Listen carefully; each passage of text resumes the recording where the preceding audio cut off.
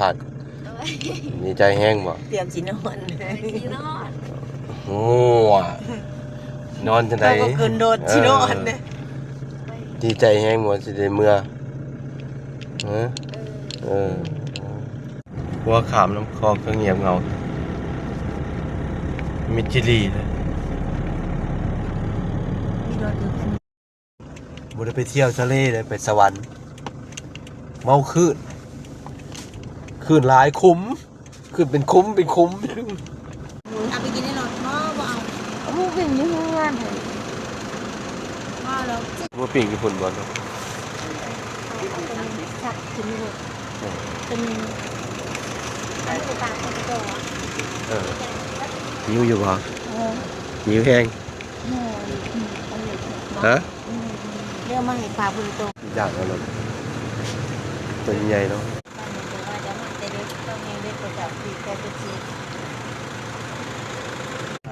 หอดน้ำปง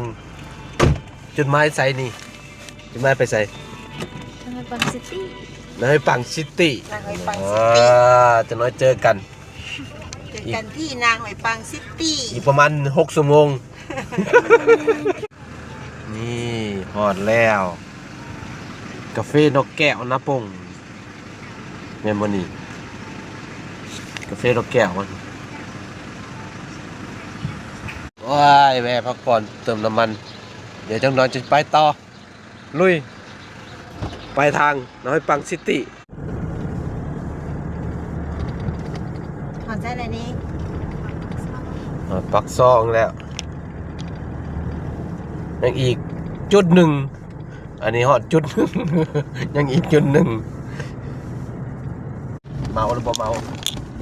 เมารถหรือเมาคืนขนาดบริไปทะเลเมาคืนคุ้มสภาพเส้นทางคุ้มเป็นคุ้ม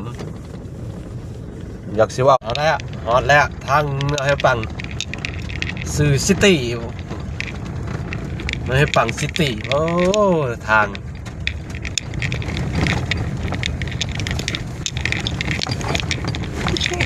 นั่นเช้าเนาะถึงจุดหมายแล้วจุดหมายแล้วจุดตับสีคอนเดี๋ยวจิงหอดจุดหมายนั่น